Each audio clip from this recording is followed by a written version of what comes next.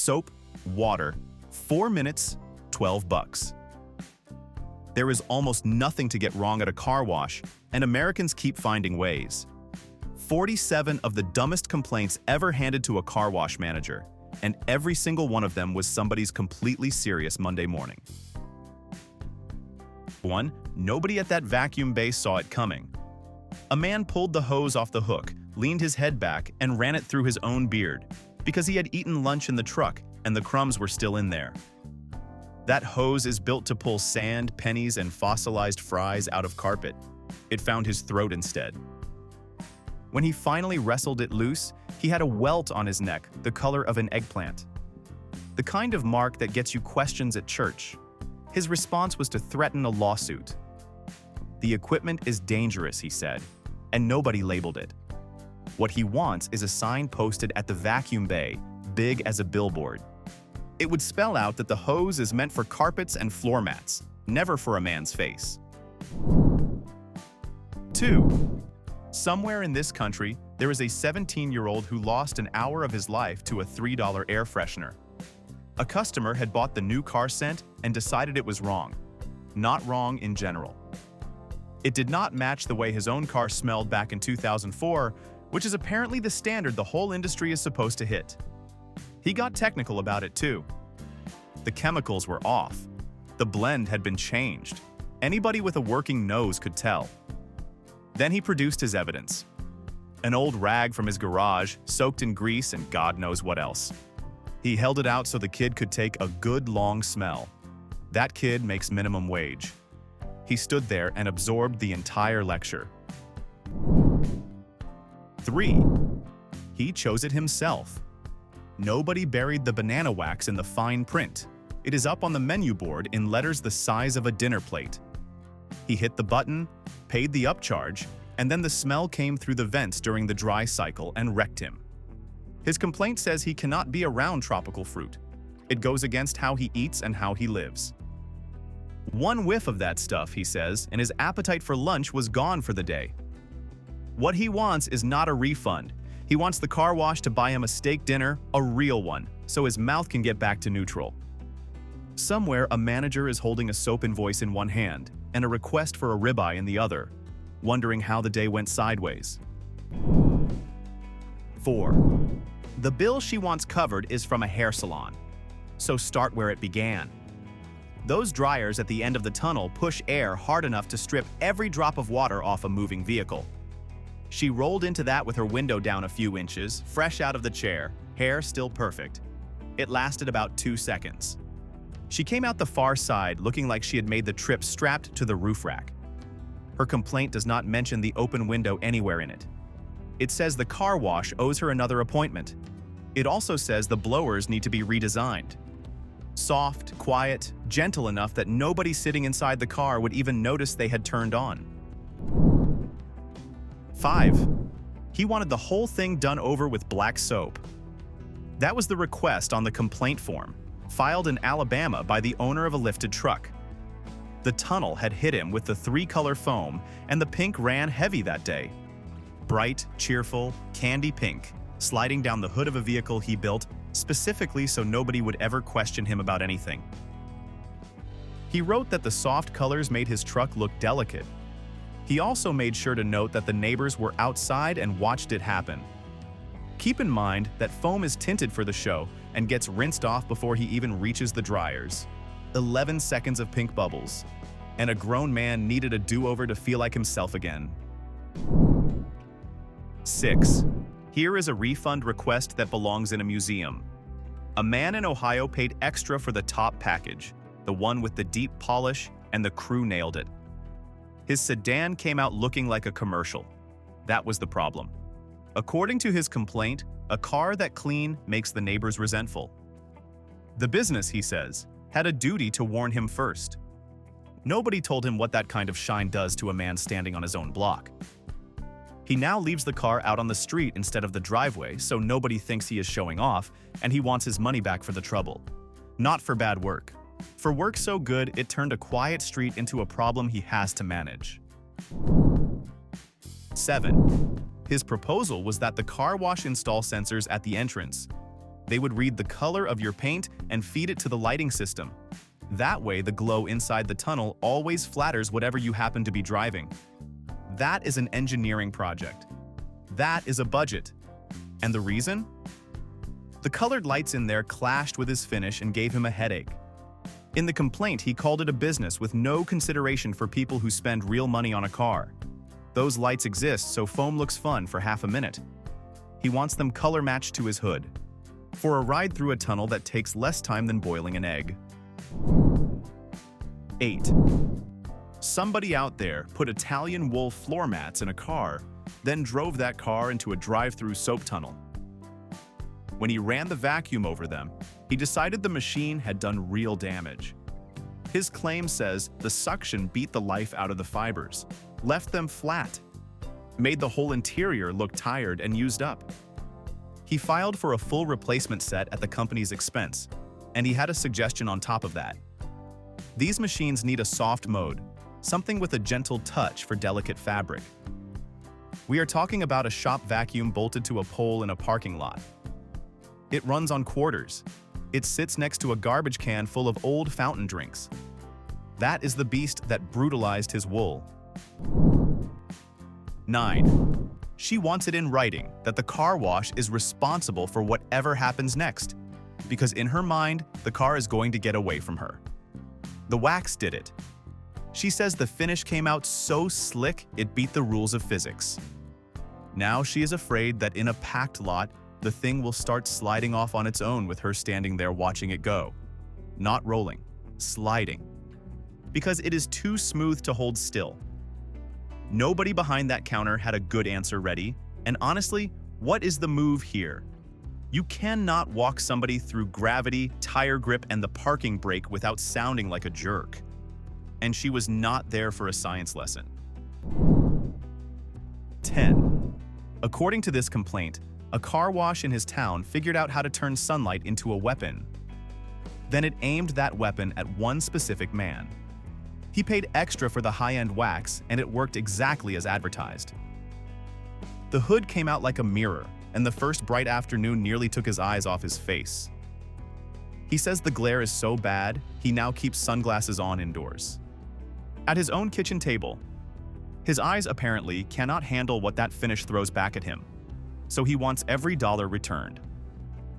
He walked in asking for a dull car to look new, got precisely that, and filed the result as an injury. There is no version of this job where the crew wins. 11. Water hits a metal roof and it makes noise. That is the entire crime committed against this man. He drove into an automated wash, heard the spray drumming over his head, and came out the other side shaken.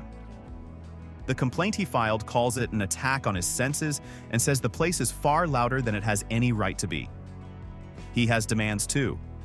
Every driver should be handed noise-canceling headphones before the gate lifts, courtesy of the business, like they are boarding a flight.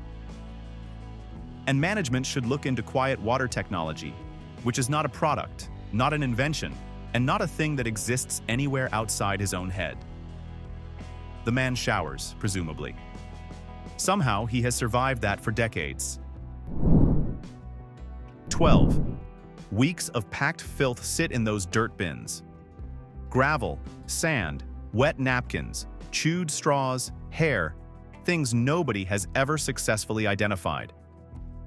One customer demanded that all 5 bays be shut down in the middle of a busy Saturday.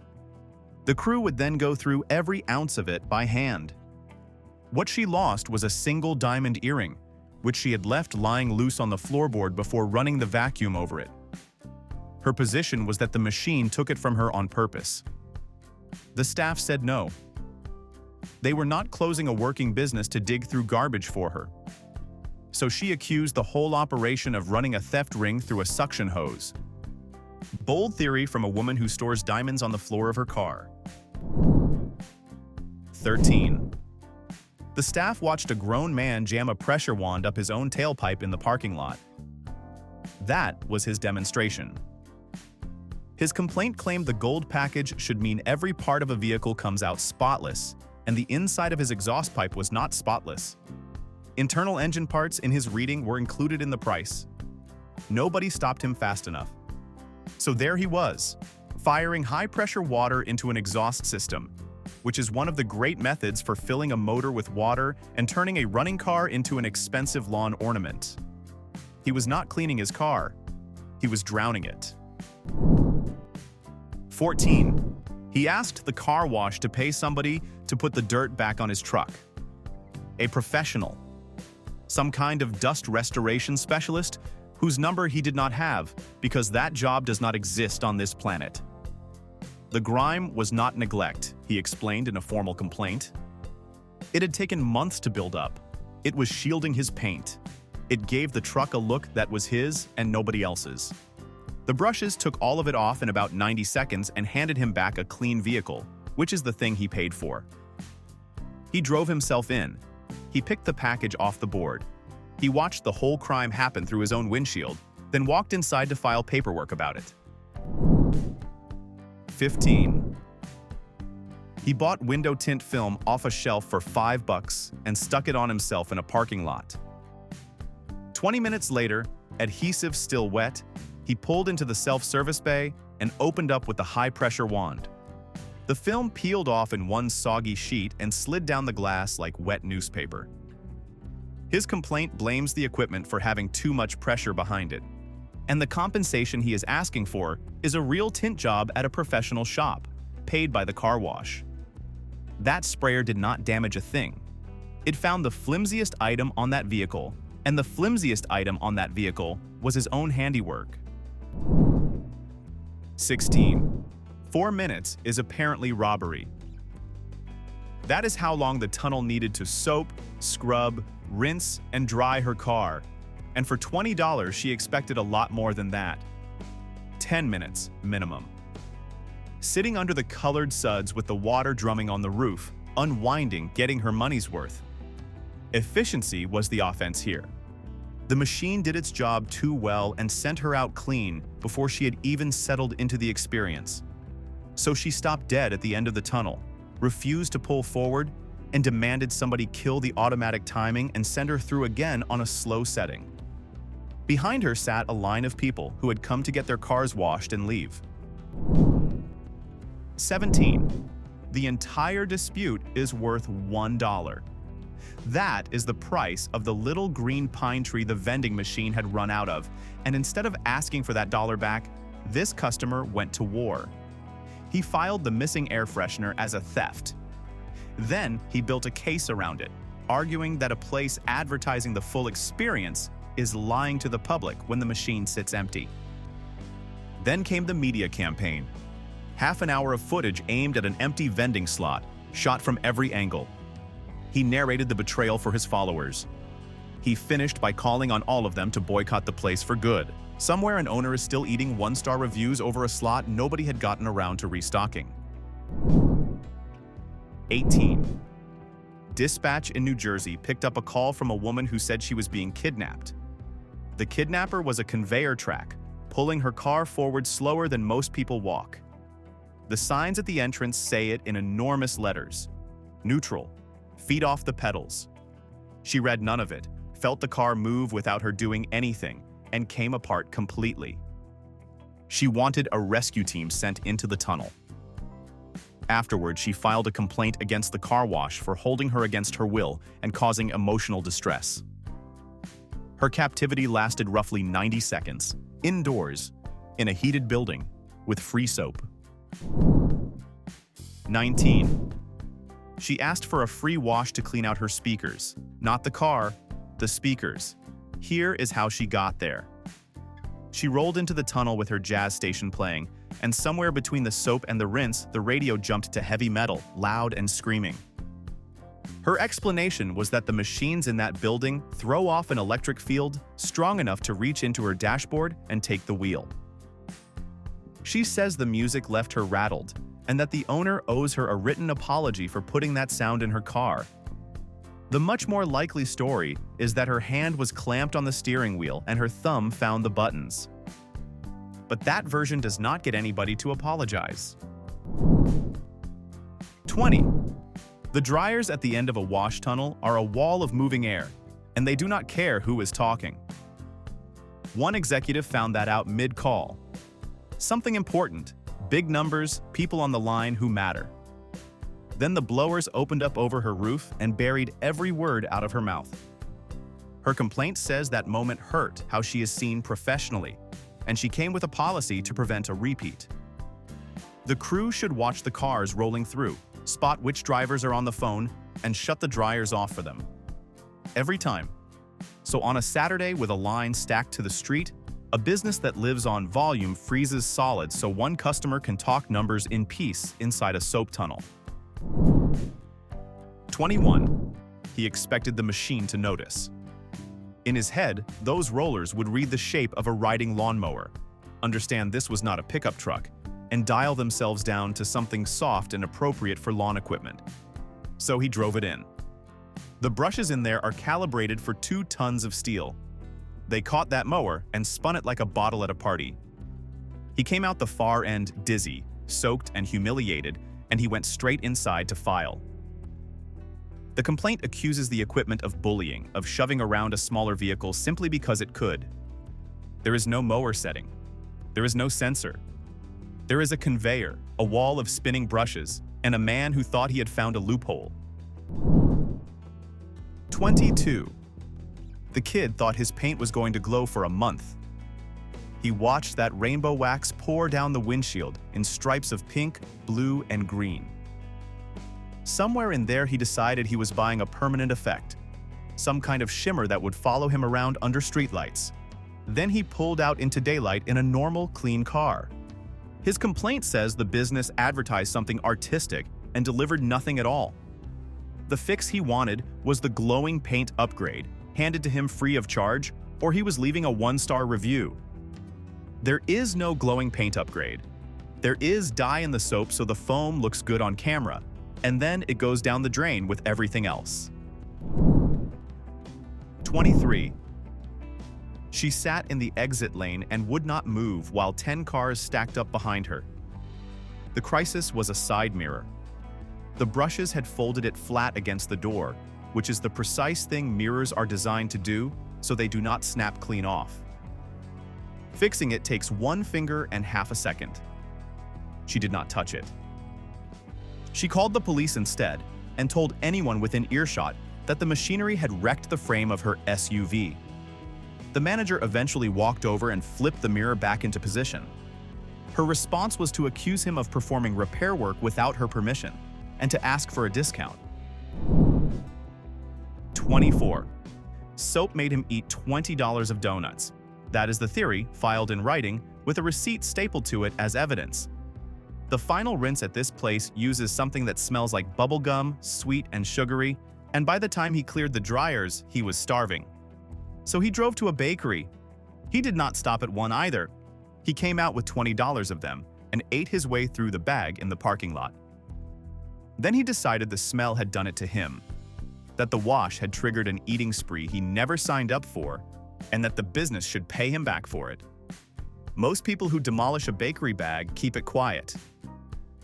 This man sent an invoice. 25. In Florida, the sky can go from clear to biblical in the time it takes to buckle a seatbelt.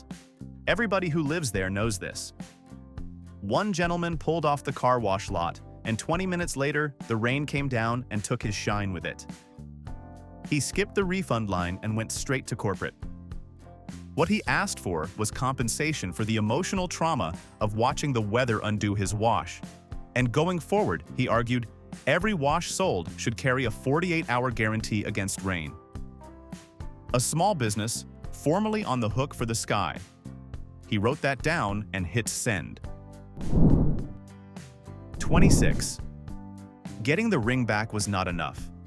She wanted a certified gemologist brought in and paid for by the manager.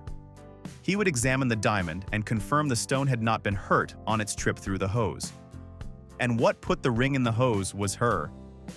An engagement ring, sitting out in an open cup holder while she cleaned her car with a machine built to swallow anything smaller than a fist. It went up the tube in half a second. In her telling, that was not carelessness on her part. The vacuum went after it. So now we have a rock that spent a few 100 million years underground. possibly too shaken up to be worn in public. 27. 20 minutes. That is how long a manager stood at the counter while a woman explained what the exit sign had done to her morning. It is a green sign.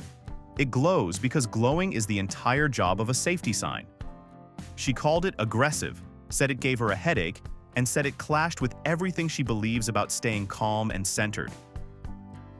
The soap part had left her relaxed. Then that harsh light hit her and cut the whole feeling in half. Her fix for the business is to redo every sign on the property in soft pastels. Bear in mind, this is a woman who drives on public roads, past thousands of bright signs built specifically to be impossible to ignore every day of her life. 28. The suds were arranging themselves into symbols on his windshield, and those symbols had an opinion about what kind of truck he should be driving. That is the report he filed at the car wash, not as a joke. He believes the foam is carrying a message, planted there on purpose. It steers customers toward a different brand of pickup while they sit in the tunnel with nothing else to look at. Think about the operation that would take. A national truck company, a soap supplier, a strip mall car wash in his town. All of them coordinated to work on one guy for the 4 minutes he is inside. He wrote it up, turned it in, and drove off still watching his glass for instructions. 29. In her town, the car wash and the local birds are working together. That is the accusation submitted in writing. Her proof is a pattern she swears is airtight. Every single time she pulls out of that place with a clean car, something overhead finds her hood inside of a mile. So there has to be an ingredient in the soap, added on purpose, that pulls birds in. Drivers keep coming back and paying to get cleaned off again, and the business keeps collecting. She demanded the company hand over the full chemical makeup of the formula so it could be tested and exposed. The boring answer, which nobody could sell her, is that fresh wax makes a hood shine like a target and birds are simply everywhere. 30. Nothing about a car wash says cheeseburger. No menu board with pictures of food, no smell of fries, no paper bags going out a window. A man drove up to the payment kiosk anyway and ordered a double cheeseburger straight into it. Then he sat there waiting for lunch. The machine printed a receipt for a wash because printing receipts for washes is the only thing it does, and he took that as a scam. He filed a formal complaint for deceptive business practices, saying the building had been designed to look too much like a fast food place. He also asked for a voucher covering a free meal to make up for the hunger and the confusion. The building is a tunnel. Soap runs down both walls of it. 31. The paperwork he brought to the counter was an invoice, itemized, made out to the car wash, with his own hourly rate broken down to the second at the bottom. The sign out front promised an express wash in 3 minutes. His took 3 minutes and 45 seconds. Those 45 seconds in his accounting were taken directly out of his pocket, time he could have been billing to somebody else. He wanted them paid back at his rate. He wanted the wash refunded too, since a service that misses its own advertised number was never really delivered. He stood at that counter, making the case for considerably longer than 45 seconds. 32. Everything that came off that Jeep went down the drain in about 90 seconds. Clay, silt, dried creek bottom, all of it. The crew called that a job well done. The owner called it destroyed evidence. He had spent the whole weekend out on trails. The mud packed solid up inside his wheel wells was the proof. It told anybody in a parking lot that his truck does more than sit in traffic. What he wanted was a wash that cleaned the paint and worked around that mud. He put it in writing. A business that actually understood the people who drive these things would have known to leave the wheel wells alone. Then came the request for a credit. Not for the wash, for the weekend that went down the drain with the silt. 33. His Ford can smell the other customers. That is a direct claim out of the complaint, and it takes a second to recover from. The man had done some homework and learned that his car wash filters its water and cycles it back through instead of pulling fresh from the tap all day.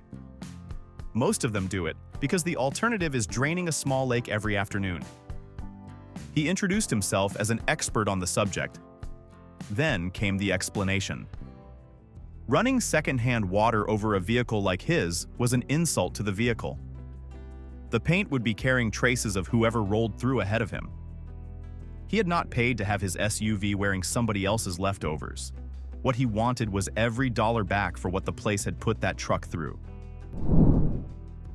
34. The masterpiece was a crayon line on the back of a fast food receipt drawn somewhere between the pickup window and the driveway. It ended up on the floor of the car along with everything else that lives down there. Then the vacuum hose found it, and that was the end of the masterpiece. What happened next ate more than an hour of a manager's day. The parent wanted every vacuum on the lot shut off immediately, with paying customers still waiting in line for them. Then they wanted the collection bags opened up and dumped out on the pavement.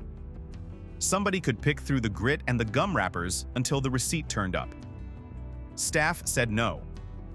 So the parent explained loudly that the business had just taken a child's future away from her. 35. He asked the staff whether they could sell him a bucket of mud. Real-looking mud, the kind that reads as trail and not as garden hose, so he could pack it back onto the fenders himself. That request came with a backstory. There was a date coming up. He had decided the Jeep should do some of the talking for him. So he spent an entire weekend hunting puddles and layering filth onto that truck on purpose. Then Monday morning, his wife took one look at the state of it. She did what any sane person does with a vehicle in that condition and dropped it at the car wash. He came home to a spotless Jeep. He tried to bill the business for everything they rinsed off him. 36. She left that car wash certain the manager was holding out on her. The theory goes like this. She paid for the spot-free rinse, and a rinse to her means putting something back the way it was. Her fender has a dent in it deep enough to set a coffee cup in. So the rinse should have covered the dent. When the water ran over the metal and the metal stayed exactly where it was, she filed a claim saying the service was never delivered as described. The manager tried to walk her through it. Water cleans a car. Water does not push steel back into shape. She did not buy a word of it. Somewhere in that soap machine, there are settings the staff keep for themselves, and he had decided she was not worth using them on. 37. The seat was empty. Everybody standing in that lobby agreed on that much. Where the two sides parted ways was whether anything had been sitting in it when the dryers came on. According to the man filing, someone rides along with him, and the blast of air at the end of the tunnel went through his companion like a shockwave.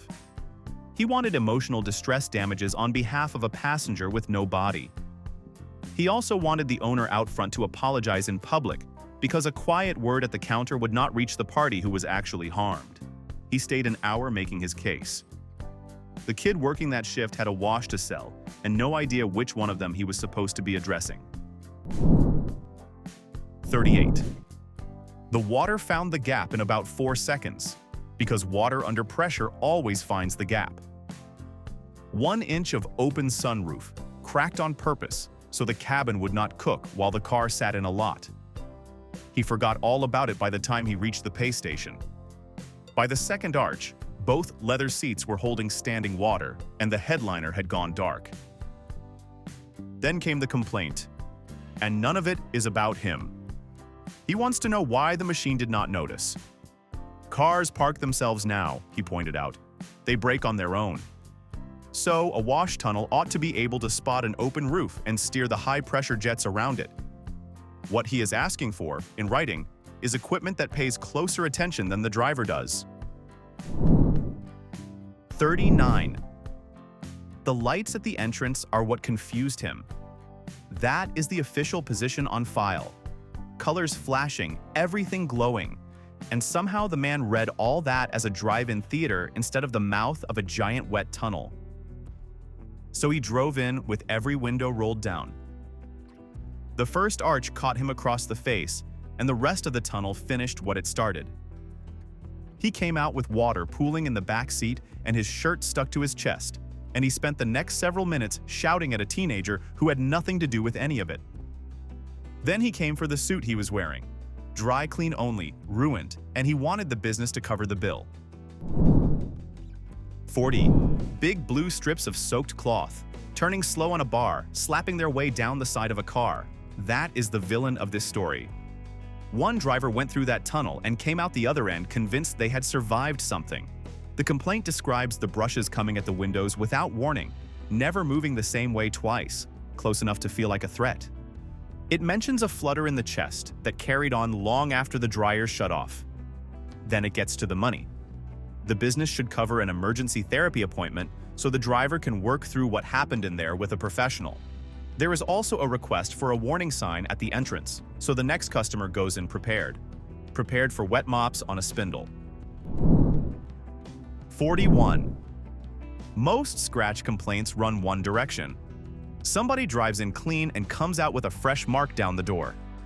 This man came out with one less mark, and that was the emergency. There was a long gouge along his door panel, picked up somewhere off-road, and he loved that thing. It gave the truck a history. It told everyone in the parking lot that he actually takes it places. The brushes passed over that panel enough times to buff the gouge down to almost nothing. And when he walked around the car afterward, his favorite part of it had been erased. So he asked the car wash to pay a custom paint shop to put it back. Same door, same length, same depth. A professional recreating damage on purpose, working off a photograph. 42. According to this man, half an inch is going to cost him fuel. That is how far the brushes nudged his side mirrors out of position on the way past, and his claim treats it as a genuine engineering failure. The car was designed as one piece. Air moves over it a certain way. Once the mirrors sit wrong, the whole shape of the thing is off. He expected worse mileage on the drive home and put that in writing. The remedy he asked for is a dealership technician, called out and paid for by the car wash, resetting both mirrors to factory position with the proper equipment.